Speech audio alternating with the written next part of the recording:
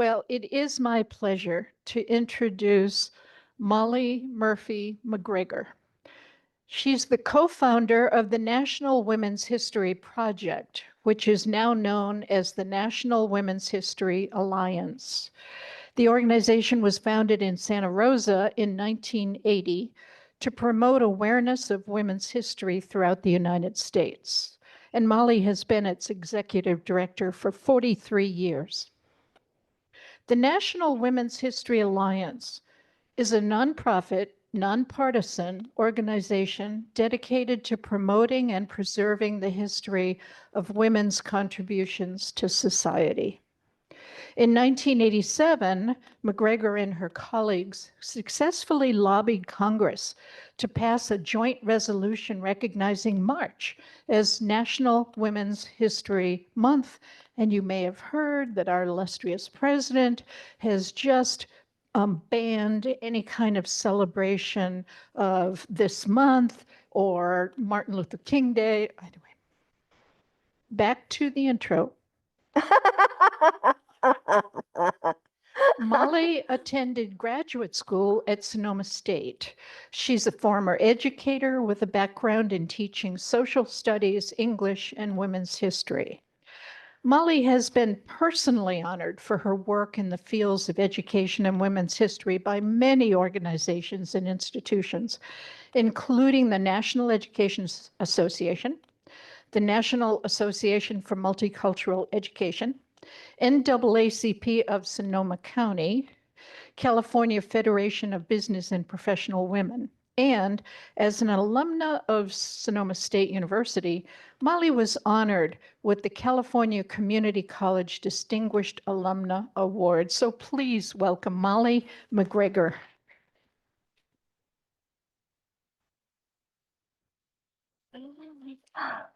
Am I too loud? Okay.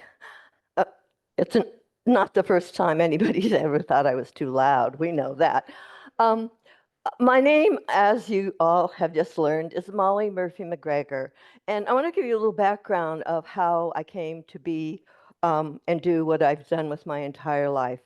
I grew up in a very small community in Southern California in the San Fernando Valley in a very, very loving, tight-knit family. I had 8 brothers and sisters and 2 extraordinary parents. My 2 oldest brothers, one of them fought in the Second World War and the other one in Korea. So that should give you an idea that they were a generation older than I was, which in some ways gave me the benefit of having parents that had really lived and survived. In my house, there was God, and then there was Franklin Delano Roosevelt, because my parents had lived through the Depression. Then there was the devil and Richard Nixon, because he had just red baited our Congresswoman Helen Clegg Douglas.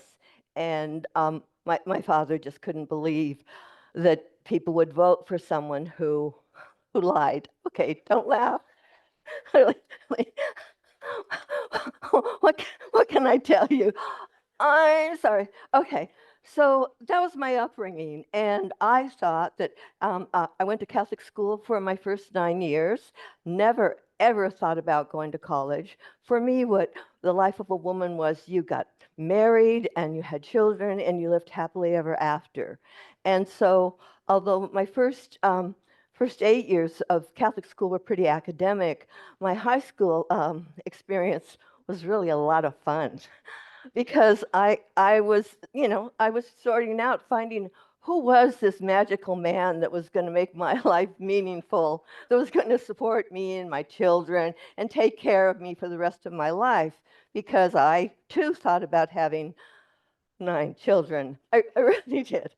I had a wonderful time in high school. It was a wonderful experience for me, but that meant that as soon as I graduated, I needed to work.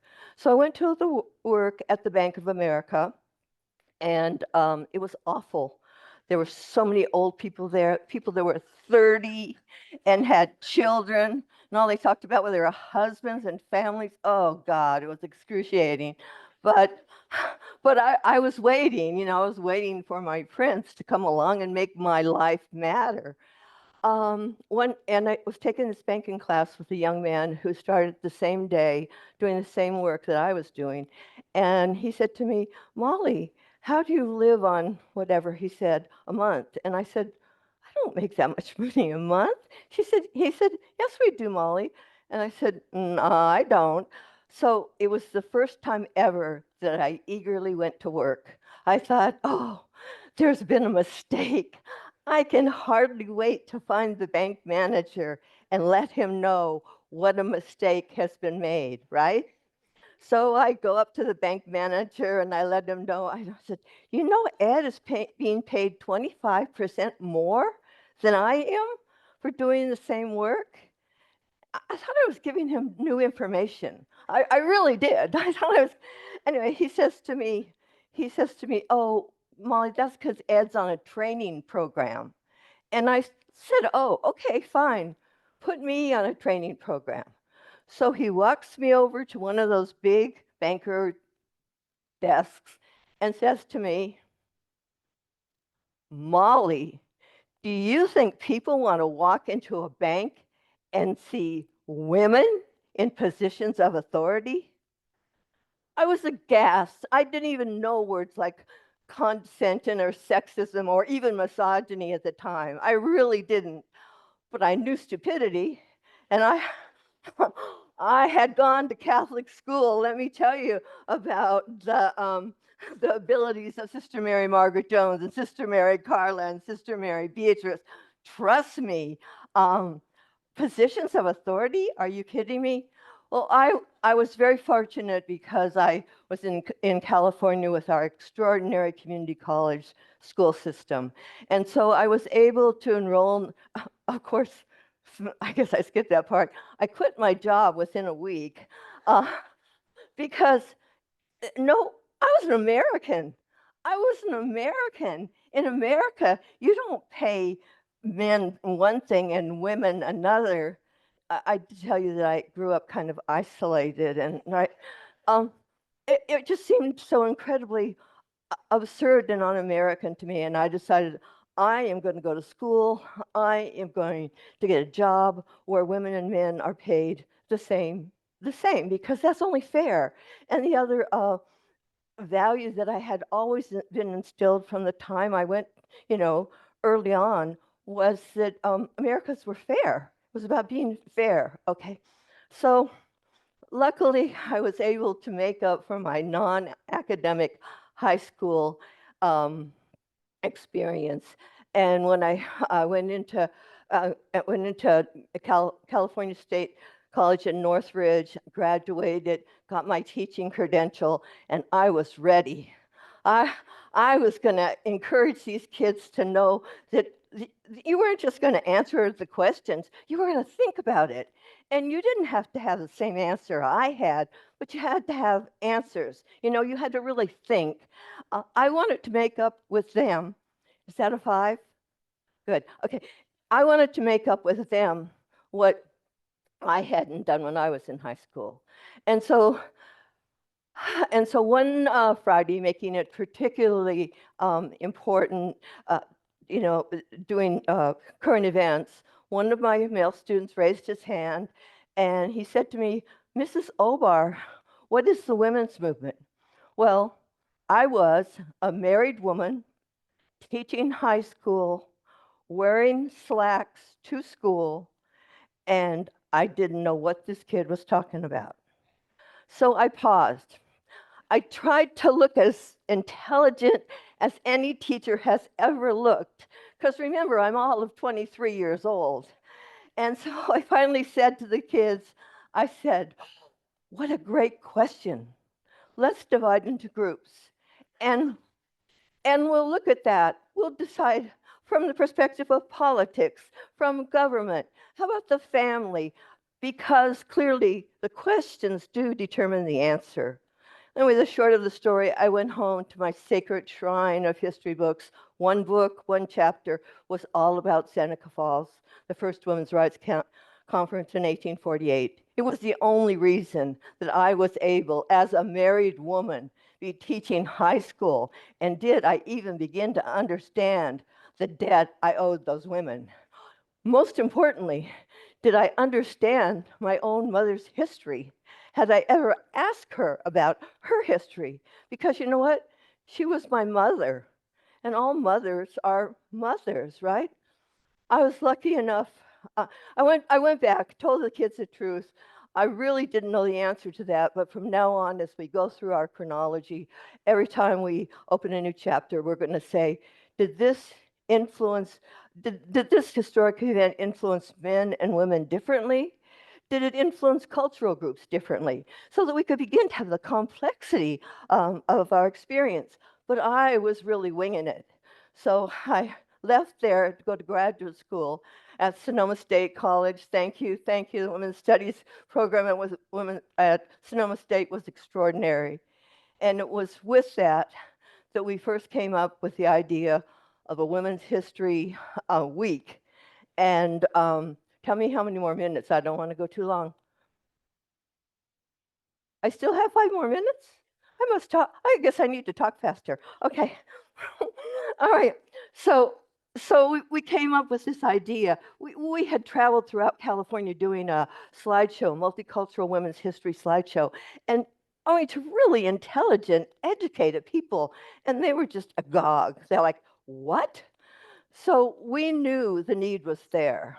So and most importantly for our kids, right? I mean, we only do what we see, and so we went to the county schools. I'm happy to tell you that all of the male administrators, and there were all male administrators except for one woman, just loved the idea of a Women's History Week. And the video, I have 4 things that I'm going to say about women's history, and then we're going to take questions. And after the questions, we're going to have an activity. And many of you received a ticket on the way in. I had no idea that there would be this many people, so we only made 60 of them. So the first 60 people. And at the very end of presentation today, the winner will receive this book, Winning the Vote, the story of the American suffrage movement, and it is a treasure. And if perhaps you already have it, then you could give it to your local library or a friend or whatever. But it is kind of the Bible of the women's suffrage movement, a movement that was 72 years of constant, unrelenting campaign. Women were force-fed. It's one of the things that people relatively have no idea of what these women gave up. They were political prisoners. They had maladies for the rest of their lives because they had those tubes stuck down their throats when they went on hunger strikes. The work that went in to securing the vote was just extraordinary. And the work and support of men was just equally as important. The kinds of things that people did as teams and as organizations. If you ever want to feel really proud about being an American, and right now you might need a little extra stuff about that, take a look at the women's suffrage movement, because it really is quintessential American history. It's saying you take action, it might take forever. I used to do these activities with boys and girls, the little second graders, when we talked about Susan B. Anthony and what the vote meant, because vote's pretty abstract to kids, right? But I say, because Susan Anthony worked so hard for women to win the right to vote, today when we do activities, only the girls will vote. Now, the boys, you can lobby the girls. You can tell them why it's important for them to vote a certain way. You can influence them however you want, but it'll be only the girls that vote. I am so happy to tell you that that caused a full-fledged revolution. Those boys weren't having it, and God bless them. But sometimes we have to understand how personal this is. This isn't about some academic subject or some famous woman. This is about what we do with our lives.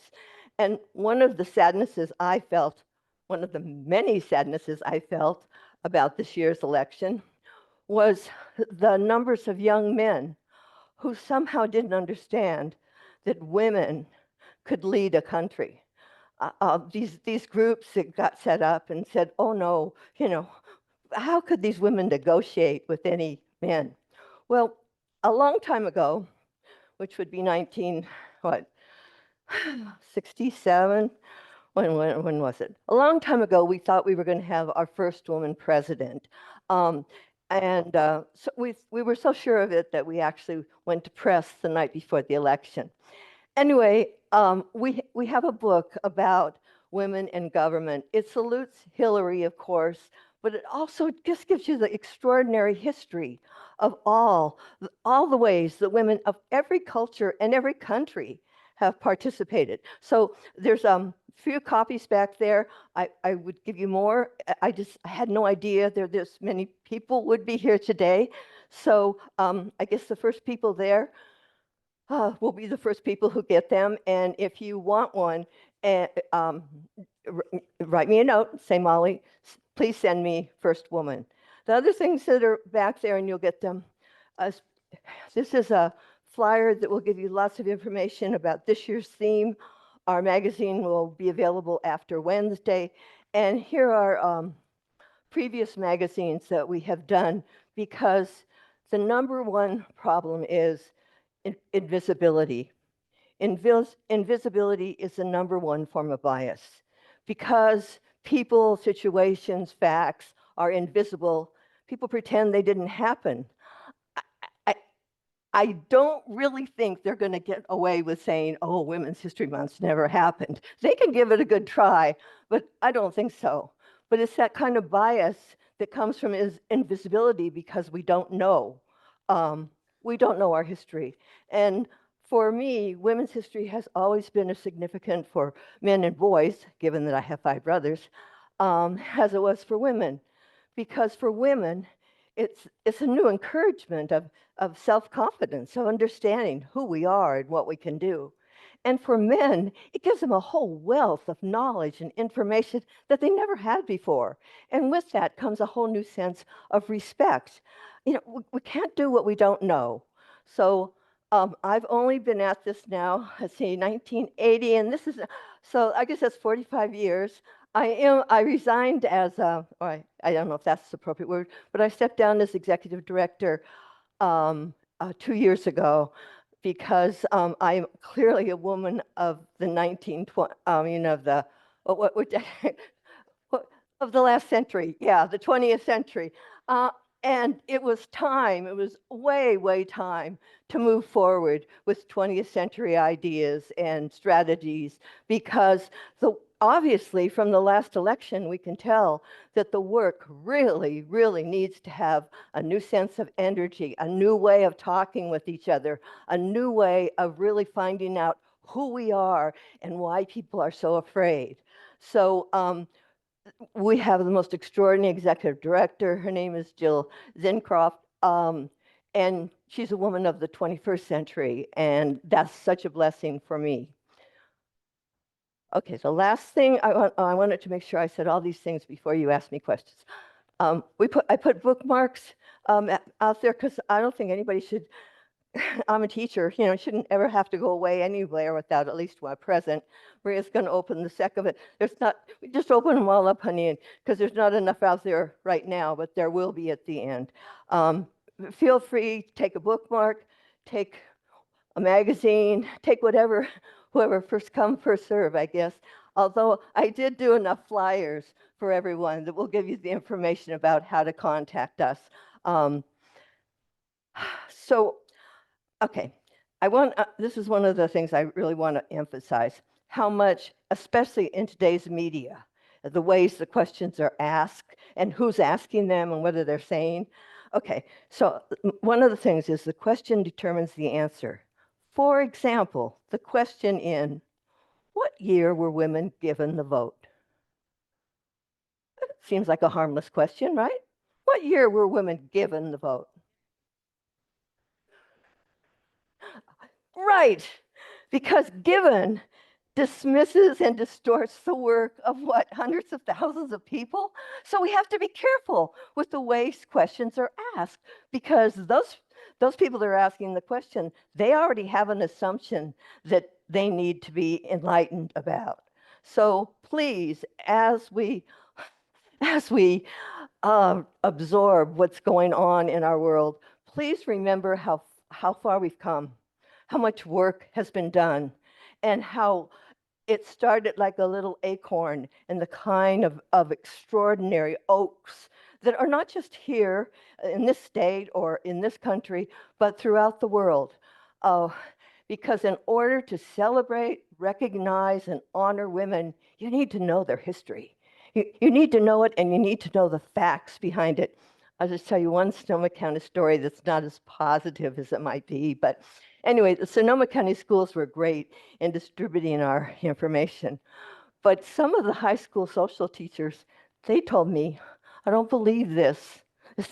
We sent out a whole list of women's accomplishments and what they had done. And they said to me, now remember, this is way before Wikipedia and the internet and every other way.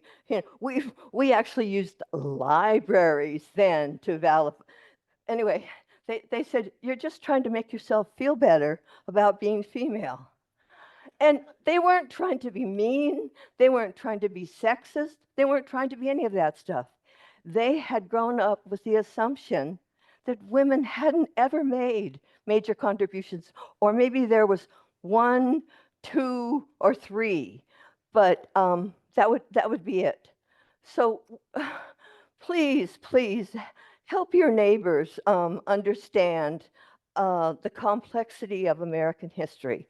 It's not just women's history is American history, but it's also the history of moving forward. It took the women 72 years. Women were force-fed. People gave up everything, all because they believed in the right to vote. And is it being challenged this moment as I speak? Yes. So I guess the last thing I'll say, and I'm saying it to all of you because I am now asking all of you to become advocates. And as you do your advocacy, I want you to know that an enthusiastic knowledge of the facts of women's history is key to any presentation. Don't tell our folks, don't tell them they're wrong. When people say stuff that's sexist, racist, homophobic, and basically stupid, don't tell them that. Instead, ask them what they mean. Because when we start telling people stuff, we push them in a corner. When we ask them, we draw them out and give them the opportunity to explain themselves. And now we're going to have a lot of those opportunities, right? Hopefully. Time for questions? Not a one? I think we have one, Lynn. I'll get it over there. Okay, I'm going to start making women's quotes, There you go. and then I'll test you on them. I don't know how many people know this, but in Ireland in 1975, every woman went on strike. They did not go to work. They did not take care of their children. They did not do any housework. They did nothing. It brought the entire country to its knees. They did it because of inequality towards women in every way, in every kind of work. Last summer, the women in Ireland did it again. And I think women all over the world need to do this. I don't know about all of you women here, but I've had it. I cannot believe how many women I worked with over the years, and I was a teacher, and I also had other jobs. But every woman I ever worked with complained about the same thing. They worked all day. They had children. They came home from work exhausted. And what were their husbands doing? Sitting in front of the TV with their feet up saying, oh, I'm so tired. I worked all day long. And here she is, worked all day, fixing dinner, getting the kids ready, putting them to bed, getting lunches ready for the next day, doing the housework, often the yard work, and so many other tasks. So I say to every woman here, fight. Don't give up.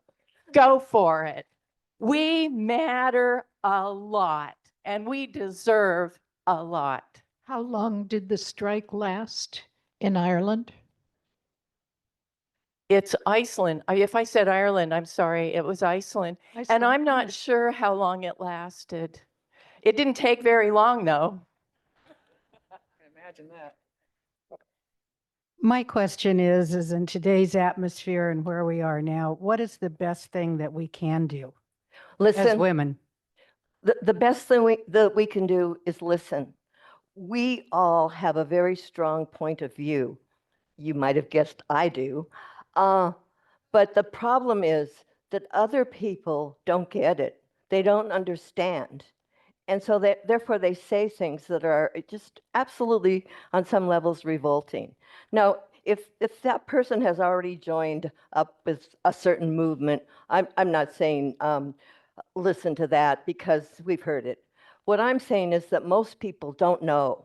Most people need to be engaged. And so instead of telling people what is accurate or truth or whatever, we need to listen to what their truth is. Because people, as you all know, are really afraid.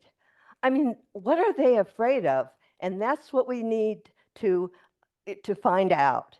We need to give them support in ways that make us feel connected rather than isolated or different or whatever. So I have no, I'm now 79 years old, so now I can say this. But let me tell you, at 39 years old, I wasn't saying, listen, I was saying, here, this is the truth, and you should believe it. So what I'm saying is we need to be kind to each other, we need to respect each other, and we need to engage with each other. That's I think I told you all, I've made you advocates, official advocates, because we live at a time when our democracy is being challenged to the core. And you know, the way to sustain our democracy is by unity and by people being able to work together and know each other and not be afraid. I mean, my God, can you believe the level of fear people have of the immigrants that not only built this country, that produce our goods? I mean, can you believe the lies that people have somehow internalized? I can't. I have relatives who, let's just say, voted a different way than I did, and I can't talk to them unless they want to talk about democracy and what that might mean. But about a personal cult thing, I don't want to waste my breath, but I do want to use my breath to encourage people to take action. Just as you said, taking action in so many different ways. And when you feel alone, you feel alone and, oh, how can I do this? I'm just one person or whatever. Reach out. You have AAW here, you have League of Women Voters, you have the Democratic Club. There's just so many ways you could reach out, or just book clubs that can support each other and enlighten each other, but gives you a sense of purpose and connection, because we all need to feel connected. So, oh, I'm sorry. Yeah, good morning. Just so appreciating the presentation this morning, fabulous, and your energy and insight and all your experience is just so opening me up tremendously, and so really appreciating that. Just a simple question. You mentioned earlier in 1967 there was a political candidate for president, a female, a woman? Oh, no, not 1997. Isn't that when 97. Hillary ran, 1997? Okay, I heard 67. No. Yes, of but course. Shirley Chisholm did run in 1972. She just didn't get the nomination.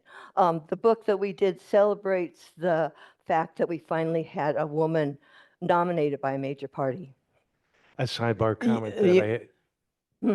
excuse me, I do have four older sisters, one of which knew Hillary in Park Ridge, Illinois, where she grew up and we all grew up.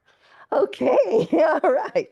Uh-huh. All right. You mentioned your surprise at younger men in this last election and how they didn't think a woman belonged as president and could handle it. How do you feel about the American women, white women, who voted in huge numbers against a woman, especially a Black woman, I would think? Well, that might be part of it, the fact that she was a woman of color. We would all like to think that we have so overcome any kind of bias around race or sex or anything like that. I don't know. I don't, I, all I can tell you is in my family, the people that I don't discuss this with, I say they drank the Kool-Aid and I'm not willing to, I mean, the lies that they believe. So what we need to do now is educate people, not in a way that's confrontation, with confrontation, whatever that word is, but we need to educate each other and we need to support each other, especially when we're feeling scared and alone. So I don't know why. I don't know why any man would vote for a man who, from my perspective, yeah, I think it was convicted actually of, of being a traitor, of raping women. I mean, come on. Who are we as Americans? How could anyone? Well, okay, I really promised I wasn't going to talk about him today, but it continues to surprise me that how America, which has always stood for fairness, we're the melting pot, right? Fairness and equality. We are Americans. And as Americans, we went against all our values, all the values that I've been taught, and elected someone else to presidency. Molly, I know you have activities you want us to do, so this will be the last question Okay. for now. As long as it's not what is the meaning of life, I'm okay. Molly, thank you so much. And it's so good to hear you again. It's so good to see you. I want to ask you two things. And so I'm cheating a little bit on the last question. The most profound thing that you've made me think about when you're talking about invisibility and the current political situation, we have to look at the fact that the current administration not only has said there's no Women's History Month, there's no Black History Month, and that is so profoundly integrated with the whole question of invisibility and ignorance. The fact that we don't know so much about each other, Right. and to close that off and to close teachers off from being able to teach is just appalling to me.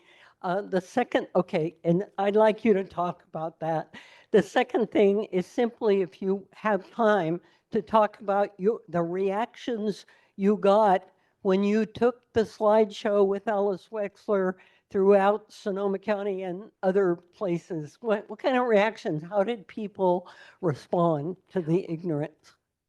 And wait, Anne, before you sit down, let me introduce Anne Neal, who was so responsible for the success of women's studies at Sonoma State College and was one of my great mentors. So.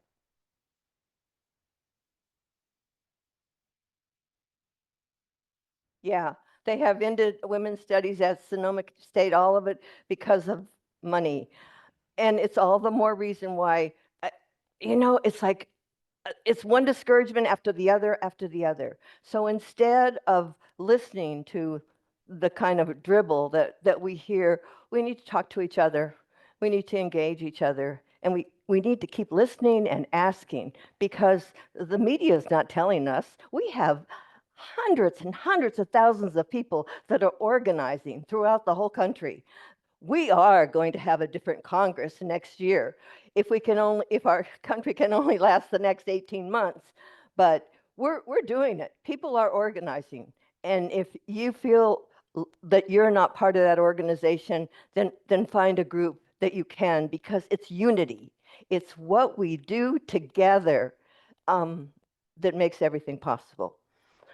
Okay, my last activity. Oh, what? Oh, the reaction to the slideshow was super positive everywhere we went. It's part of why we had enough guts to push for Women's History Week. And one of my very, very favorite presentations ever was done at a retirement center. And this woman was probably in her 90s, and she was in a wheelchair close to the front. And our slideshow was a little bit of guerrilla theater. You know, the slides would go up, we would talk. Every once in a while, we'd sing. You know, it was fun, but it was introducing people to things they never knew. And one of the slides that came up was about a strike in Gastonia, North Carolina, that the workers organized against the corporation. And this woman in her wheelchair almost got out of her wheelchair to say, I was there. I was there. You know that I was there. And it was the validation of her life that she was seeing on screen, that someone actually acknowledged that this history happened and that she was part of it. And that's how I would say the reaction to the slideshow. I'm so sorry for those of you that never got to meet Mary Ruth's daughter, because she was one of a kind, I'll tell you. But Mary, who was highly educated at UCLA, by the way, sat through the slideshow the first time, and the slides kept breaking down, and I kept having to improvise or whatever. After it was over, she came up to me and she said, I have to be a part of this. Mary, with her 5 years of education, didn't know anything about any of these women. And let me tell you, she became the ultimate convert. She became the ultimate advocate because she knew how much she had missed and she didn't want other people to miss it. So yeah, the reaction that people gave to our slideshow, and sometimes we'd travel all the way up to Chico and we'd have 5 people. And then we'd go to some Unitarian church in the valley and there'd be 200 people. So we just never knew. But what we did know is that it mattered. And you can tell from the video how it affected, how infectious it was in spreading it through.